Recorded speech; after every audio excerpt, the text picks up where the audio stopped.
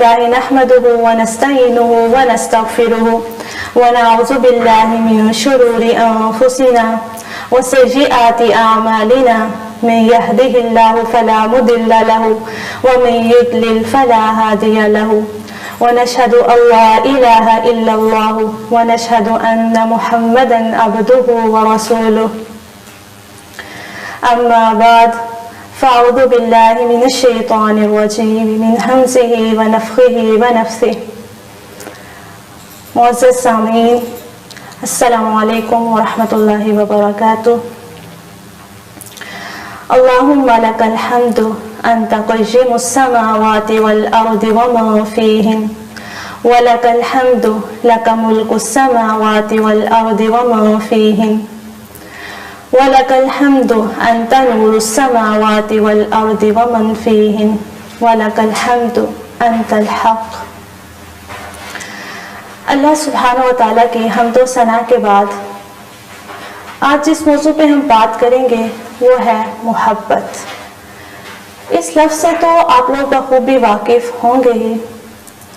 آج ہم یہ جانیں گے کہ اس محبت کا سب سے پہلا حقدار کون ہے اور اس سے کس طرح سے محبت کی جائے اور اس کی محبت کا ہمیں فائدہ کیا پہنچے گا. اللہ کی ذات ہے وہ جس کی محبت ایمان کا تقاضا ہے. کسی بھی بندے کا ایمان اس وقت تک مکمل نہیں ہو سکتا جب تک کہ وہ اللہ رب العزت سے مکمل محبت نہ کرے. اسی کے لیے الوہیت، اسی کے لیے عبودیت، اسی کے لیے خشوع و خضوع اور مکمل محبت ہونی چاہیے.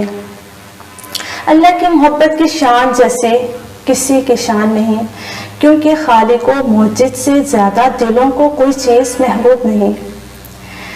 وہ الہ ہے، معبود ہے، رب ہے، خالق ہے، وہ جو موت و حیات کا مالک ہے، وہ رزق دینے والا ہے، وہ تدبیر کرنے والا ہے، جس کی محبت دلوں کی غذا ہے،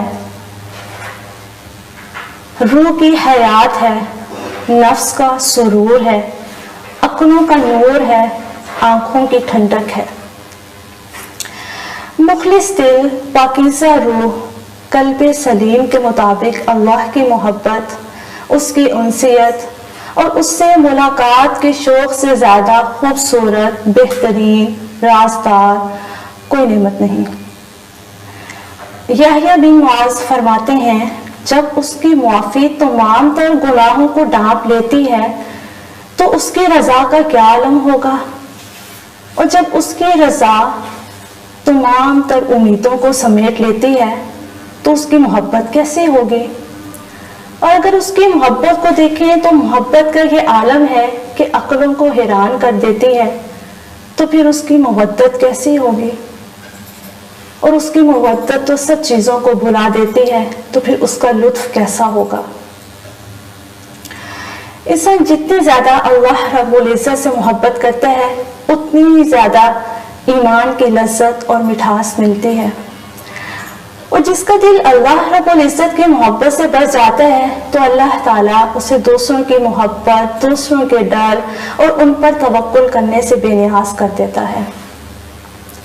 اللہ کی محبت ایک ایسی چیز ہے جو دلوں کو بے نیاز کرتی ہے، جو ضرورتوں کو پورا کرتی ہے، جو دوسروں سے بے نیاز کر دیتی ہے. محبت کے مقدار میں بات کریں تو اللہ تعالیٰ نے اس کے بھی درجات بتائے ہیں. اللہ تعالیٰ نے مومنین کے بارے میں سورۃ البقرہ میں آیت نمبر 165 میں فرمایا وَالَّذِينَ آمَنُوا أَشَدُّ حُبًّا لِلَّهِ. جو لوگ ایمان لائے وہ اللہ سے محبت میں شدید تر ہیں.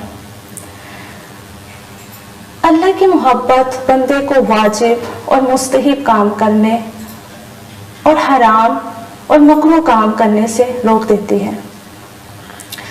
اور اللہ کی محبت دلوں میں ایمان کو بٹھاتی ہے، ایمان کی لذت محسوس کرواتی ہے. ذاک طعم الایمان من رضی باللہ ربا وبالاسلام دینا وبمحمد نبیا ورسولا. اس نے ایمان کا مزہ چکھ لیا جو اللہ کے رب ہونے پر راضی ہو گیا اور اسلام کے دین ہونے پر راضی ہو گیا اور محمد صلی اللہ علیہ وسلم کے نبی اور رسول ہونے پر راضی ہو گیا۔ آگے ہمیں اللہ کی محبت کی علامات دیکھنے کی بھی ضرورت ہے تاکہ ہم اپنی جانچ پڑتال کر سکیں کہ ہمیں اللہ تعالیٰ سے کتنی محبت ہے۔ تو اللہ کی محبت کے علامات میں سے اگر ہم دیکھیں تو پہلی چیز آتی ہے اللہ تعالیٰ سے ملاقات کا شوق رکھنا۔ حدیث میں آتا ہے کہ جو اللہ تعالیٰ سے ملاقات کا شوق رکھتا ہے تو اللہ تعالیٰ بھی اس سے ملاقات کا شوق رکھتے ہیں۔ اسی طرح سے اللہ تعالیٰ سے تنہائی میں انس رکھنا، مناجات کرنا، اور یہ تنہائی کا وقت تہجد کا وقت ہی ہو سکتا ہے جب ہم دنیا والوں سے بے پرواہ ہو کر اللہ کے سامنے جھکیں، اللہ سے باتیں کریں، اللہ کا ذکر کریں، اللہ سے اللہ کی محبت کو طلب کریں۔ اللہ تعالیٰ سے امید رکھنا، اللہ تعالیٰ کی ہی اطاعت کرنا، تلاوت قرآن مجید کثرت کے ساتھ کرنا، اللہ تعالیٰ پر کسی اور کو ترجیح نہ دینا، تکلیف دہ چیز پر صبر کرنا۔ تکلیف دہ چیز دنیاوی لحاظ سے بھی ہو سکتی ہے، اور وہ امور بھی جب آپ اللہ کے احکامات پر عمل پیرا ہو رہے ہوں اور آپ کو تکلیف محسوس ہو رہی ہو پھر بھی آپ کر رہے ہو تو وہ بھی صبر ہے۔ اور صبر کے اتنے درجات ہیں، اتنی فضیلت ہے کہ ایک حدیث میں آتا ہے کہ قیامت والے دن ایک جماعت جو بغیر حساب کتاب کے جنت کی طرف چلا دی جائے گی، جنت کے دروازوں کے پوچھنے پر بتایا جائے گا کہ یہ وہ لوگ ہیں جو صبر کرنے والے تھے۔ اور قرآن پاک میں بھی آتا ہے ان اللہ مع الصابرین، یقیناً اللہ تعالیٰ تو صبر کرنے والوں کے ساتھ ہے۔ تو صبر بھی اللہ سے محبت کی علامت ہے۔ اللہ تعالیٰ کے کلام سے محبت کرنا، اور کلام سے محبت کیا ہے کہ صرف الفاظ سے ادا کرنا نہیں بلکہ اللہ کے کلام کو اس دل، شوق، لگن کے ساتھ اور سمجھ بوجھ کے ساتھ پڑھنا، دنیا سے بے رغبتی اختیار کرنا، اللہ تعالیٰ کے دشمنوں سے دشمنی رکھنا، اور اللہ تعالیٰ کی محبت میں مسلمانوں سے نرمی اختیار کرنا اور کافروں سے سختی اختیار کرنا۔ اور کچھ ایسے عوامل کے بارے میں بھی جانتے ہیں جن کے کرنے سے اللہ کی محبت میں مزید اضافہ ہو جاتا ہے۔ اس میں پہلی چیز آتی ہے قرآن کو تدبر کے ساتھ، فہم کے ساتھ سمجھ کر پڑھنا۔ اگر ہم حقوق کی بات کریں، جیسے ہمارے اوپر باقی حقوق ہیں، والدین کے ہیں یا میاں بیوی کے ہیں یا اور بہت سے، اس کے ساتھ ساتھ قرآن کے بھی ہمارے اوپر کچھ حقوق ہیں۔ قرآن کے بندے پر 4 حقوق ہیں۔ پہلا کیا ہے؟ قرآن کے الفاظ کی درست ادائیگی کرنا۔ دوسرا ہے قرآن کے الفاظ کو سمجھ کر پڑھنا۔ تیسرا ہے جو سمجھ کر پڑھا اس پر عمل کرنا، اور چوتھا ہے اللہ کے پیغام کو دوسروں تک پہنچا دینا۔ زبان، دل اور عمل سے اللہ تعالیٰ کا کثرت سے ذکر کرتے رہنا، اللہ کی محبت میں اپنی محبوب چیزوں کو قربان کرنا۔ لا تنالوا البر حتى تنفقوا مما تحبون، کہ تم نیکی کے اس مقام تک پہنچ ہی نہیں سکتے، اعلیٰ مقام، جب تک کہ تم اللہ کے راستے میں اپنی محبوب چیز کو قربان نہ کر دو۔ تو اللہ سے محبت میں ہی انسان اپنی محبوب چیز کو قربان کر سکتا ہے۔ اللہ تعالیٰ کے انعامات اور احسانات کا مشاہدہ کرنا، کتنے انعامات ہیں جو اللہ تعالیٰ نے ہمیں دنیا میں عطا کیے ہیں۔ اس کائنات کو دیکھ لیں، کتنی نعمتیں ہیں، کتنے پھل ہیں، سبزیاں ہیں، چاند ستارے ہیں، سورج کا نکلنا ہے، اس کی دھوپ سے فائدہ اٹھانا ہے، بارش کا برسنا ہے، ہواؤں کا چلنا ہے، کتنی نعمتیں ہیں۔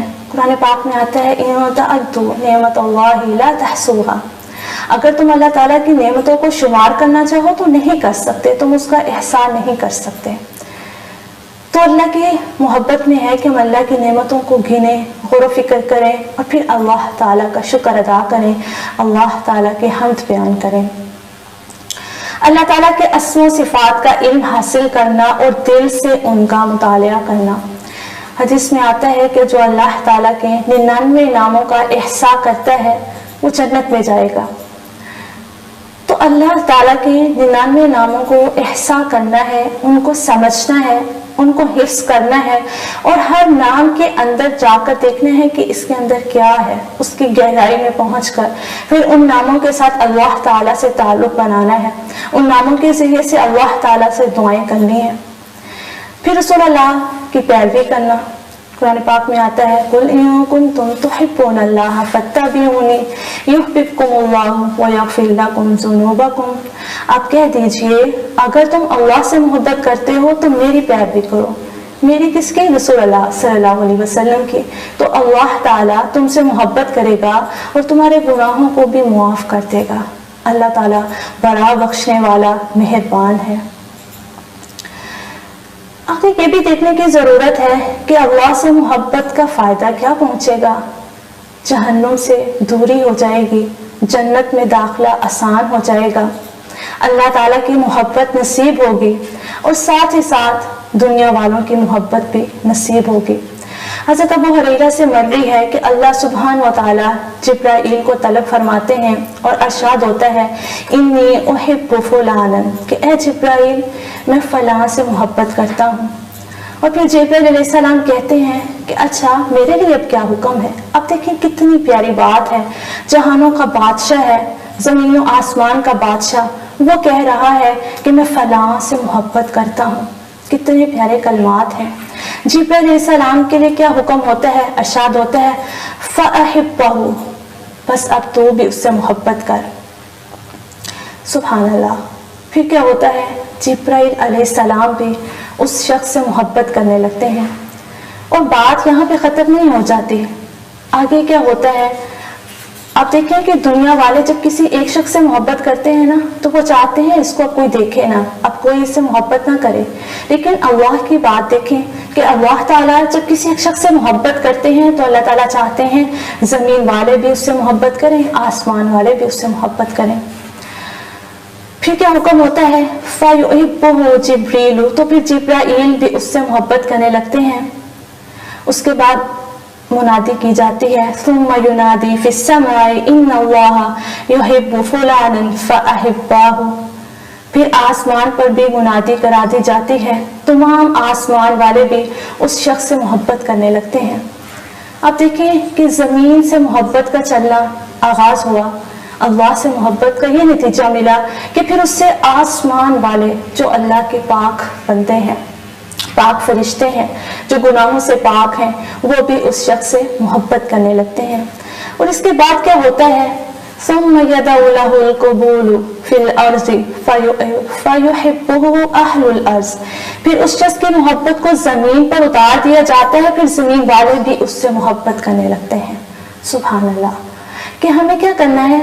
دنیا والوں کی محبت کے لیے کتنی کوششیں کی جاتی ہیں، کسی کو تو مل جاتی ہے اور کسی کو نہیں ملتی، لیکن اللہ سے محبت کا نتیجہ کیا ہے؟